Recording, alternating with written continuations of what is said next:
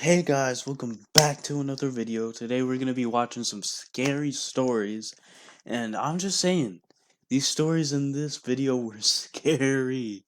So go and get you some popcorn so you can watch these videos with me and just react to them to see what your reaction is. Hopefully you guys like this video, and see you guys later. Bye. Watching some scary stories and see my reaction to My them. name is Eric, and this happened Also, I know you can't see my face. It's because I don't have a face cam yet. But you know what? Let's just go. to me when I was around 7 or 8 years old. One summer, my dad took me to a campsite for a long weekend. When we arrived, there were some kids around my age playing in a small park. I looked at my dad and he said, "Go ahead." So my dad unpacked the car and I went to maybe make some friends. There were two boys in a small park. I said hello and they said hello back. Their names were Kevin and Graham. Graham had to go shortly after because his parents were calling for him. So Kevin and I hung around, and we talked about things we liked and how long we were staying at the campsite. Alright. After about an hour, Kevin seems like a nice guy. You know what? They all seem nice so far. Like, nothing's bad. Kevin's mom was calling for him, so we had to leave. I was about to head back to my dad when a boy appeared from the woods. He said hello. I said hi Whoa. He looks like He one of those introduced like himself as creepy anime characters. back. He seemed like a nice kid and we got along pretty well. Alright. He asked me if I wanted to play hide and seek, so I said yes. Don't trust that. We played hide and seek at the campsite for maybe 45 minutes until I told him I had to go, so I went back to my dad and went to the camper. I told my dad I had made some friends, and my dad asked where their campers were. I told him where Kevin and Graham's were, but I never asked where Daniel was. I thought maybe, well, I'll see him the next day and I'll ask him then. So the next day I went Is outside this gonna turn into like a twist where that kid's not even alive? to see if any of the kids wanted to play. Kevin and Graham were both unavailable. I was about to just return back to my camper when Daniel appeared out of nowhere, out the woods. We greeted each other, and I asked him if he wanted to play hide and seek again. He said yeah, but he said we should play at his house. I asked him where his house was. He told me it's not far. It's just through the woods. I followed Daniel in the woods toward his house. We were walking for ages, and one thing that I found unusual was the more we walked, the less talkative and distant Daniel became. Eventually, we exited the woods, and Daniel said, "Here we are."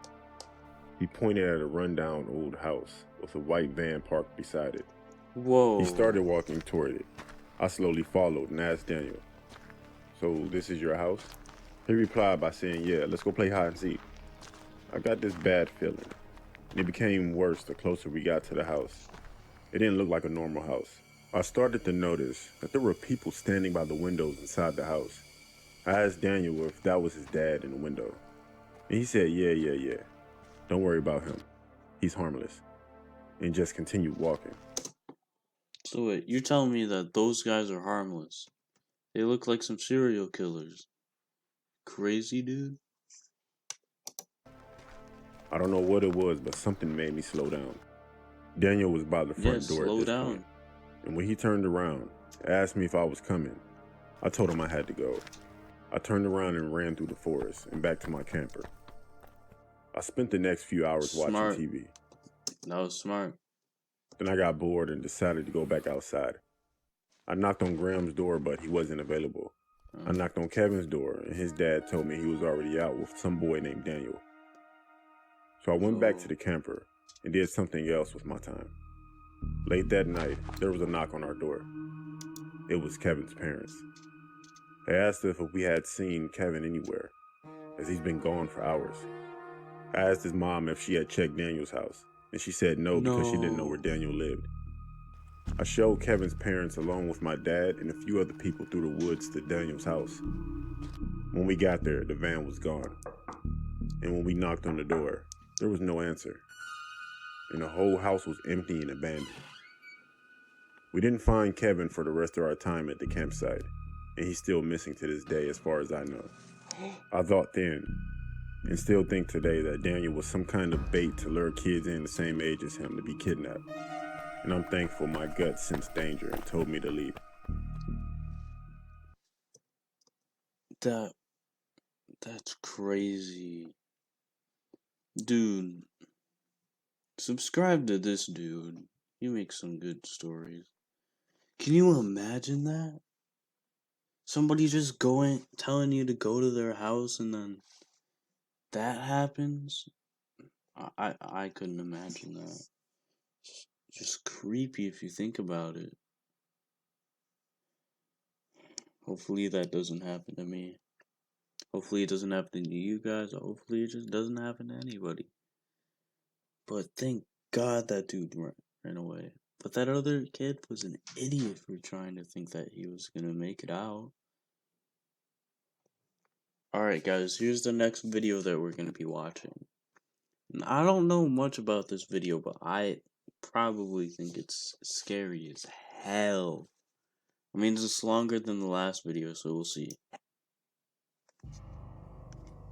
Music's already scary. A coworker told me this unforgettable story about his time in high school. I'm going to write this from his perspective. Central High School in Springfield, Missouri is haunted. I know what you're thinking. Every kid says their school is haunted. But my story is different. I saw it. Central was actually the first high school in Springfield. The original brick building with its tower still stands, but has now expanded with many new wings. We'd all heard the stories about the steam tunnels that connected the buildings and the supposed... Is that a hanging guy? Oh, it's gonna get in this story. hangings. But far more compelling was the story of the deadly principal who would whip troublesome students to death. What? What would have happened? What? I'm not going to that school then. Nope. Long ago, when Springfield was a small town and not the Queen City of the Ozarks. We had heard the rumors, the stories that were likely exaggerated, but being high schoolers, we knew we had to do one thing: be at the school late at night. I was the one who came up with the idea that we needed to join the drama class. They were preparing a performance of South Pacific, and as I explained to my group of friends, the way to get in would be to join the class as stagehands, stay to clean up after the performance, and then just stay. And that was what we did. Well, only a couple of us Wait a minute, wasn't he talking to his coworker? Oh wait, no, this is from his coworker's perspective, that's why. Oh yeah, I remember now. actually got onto the crew. But after everyone else had left, letting the others in was simple. We split up into 3 pairs, myself and Sarah, Rich and Paul, and Michelle and Dan. We didn't have flashlights, and this was before we had cell phones. But the moonlight from the windows and the familiarity of the halls allowed us to get around the school very easily. Okay. After about an hour, we began to think perhaps the stories were just stories. We began to make our way to the gymnasium. We started to compare experiences, but everyone said the same thing. They hadn't seen anything, nor heard anything strange. And that's when a chair flew across the gym and slammed into the wall. What the heck? I gasped before I saw something else. Whoa. Swarms of glittering little things crawling across the floor. Glittery? Aren't those like cockroaches right there? They were cockroaches. We'd see Yeah, I was right. cockroaches in the gym on occasion, but usually 1 or 2, not hundreds. "Let's get out of here," yelled Michelle, and we hurried to Smart. the nearest exit, a stairway leading up to the 2nd floor. It wasn't until we got upstairs that we realized that going upstairs probably wasn't the best course of action, but the cockroaches didn't seem to follow us there. As we stood next to a classroom, Watch there be like more cockroaches or something.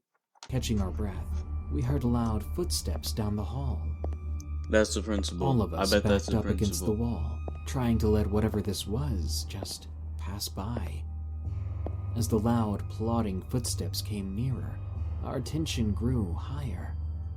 "Oh, screw this," Rich said, and he ran into a classroom, Sarah following quickly after him.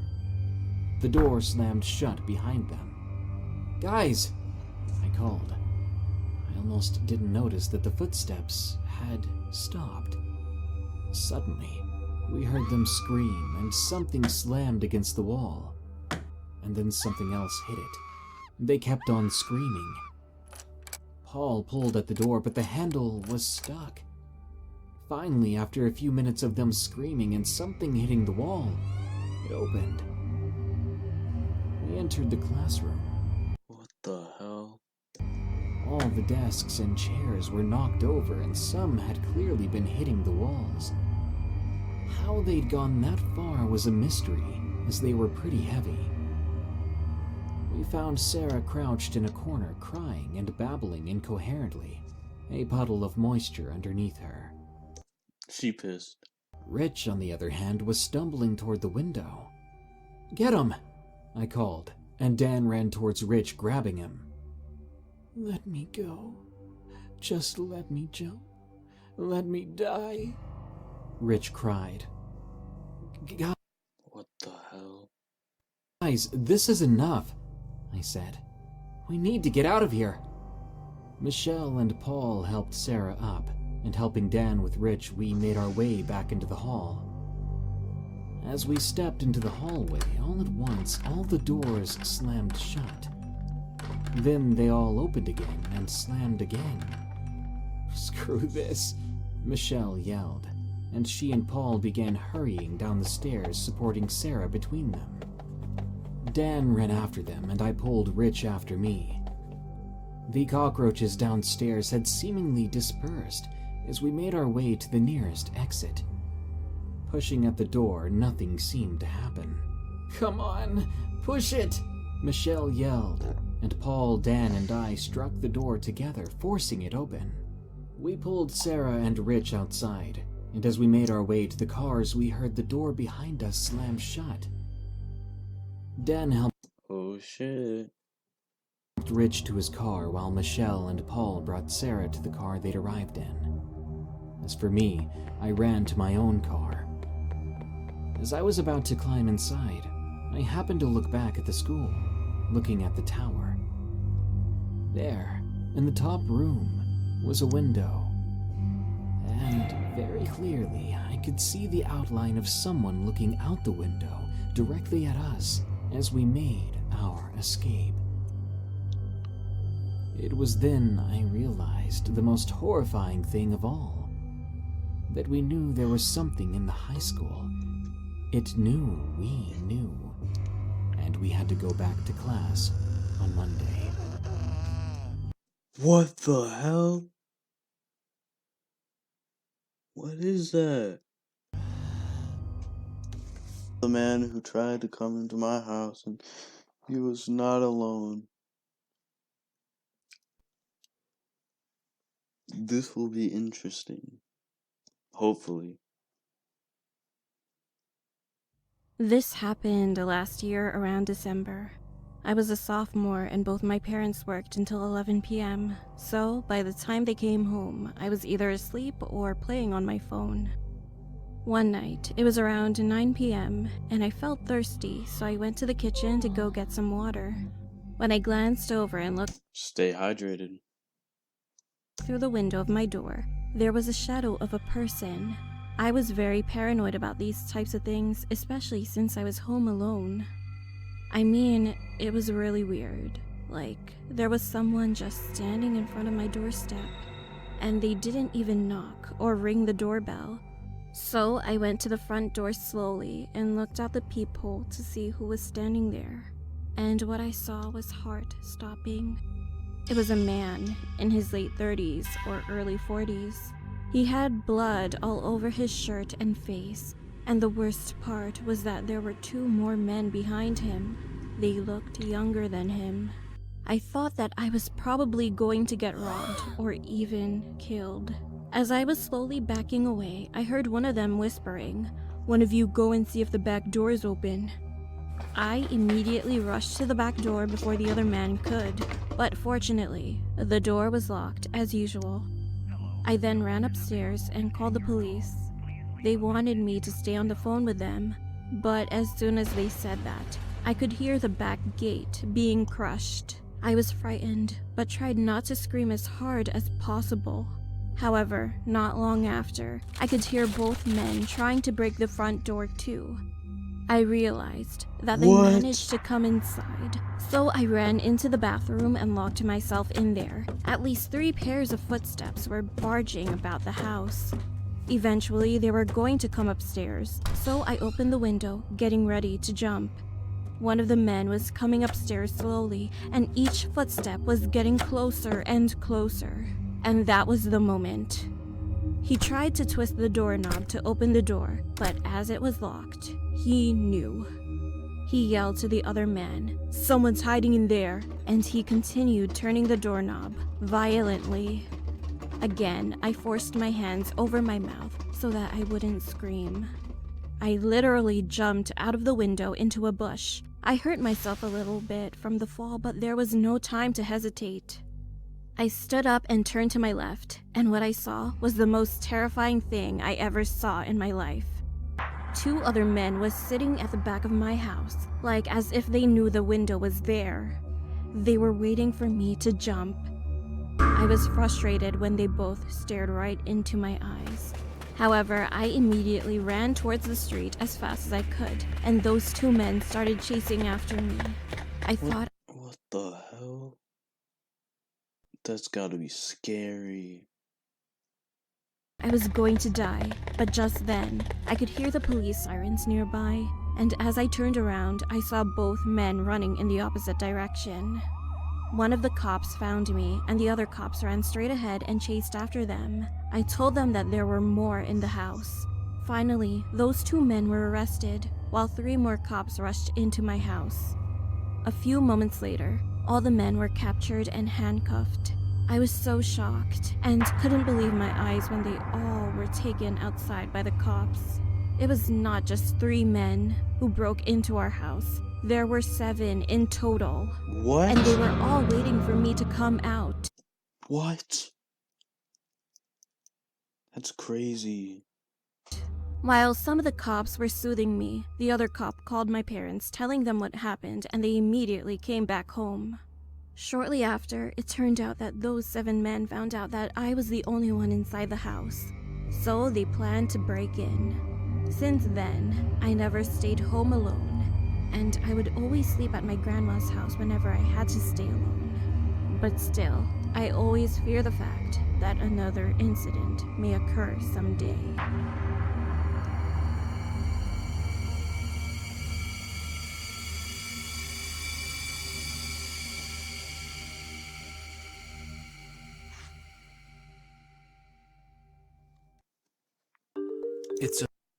Whoa. That just made me never want to sleep again. So, I guess that was today's video. I know it wasn't that long, but I mean, it was long enough. And we're just gonna be doing whatever we can on this video. Well, on this channel. If I have any ideas, well, I'll probably be able to think of some ideas, but that's all. That's all for today, folks. And like and subscribe and join the Zone Art. I'm gonna call you guys the Zone Army, even though I know there's only like 5 of you and barely any of you watch my videos.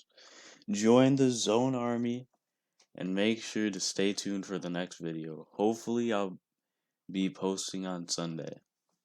I don't know what I want to post on Sunday though. I'm gonna, cause my schedule right now is gonna be Tuesday and Friday, and sometime Sunday. So I don't know what I will post on Sunday, but hopefully I'll post on Sunday sometimes. Alright, take care and bye.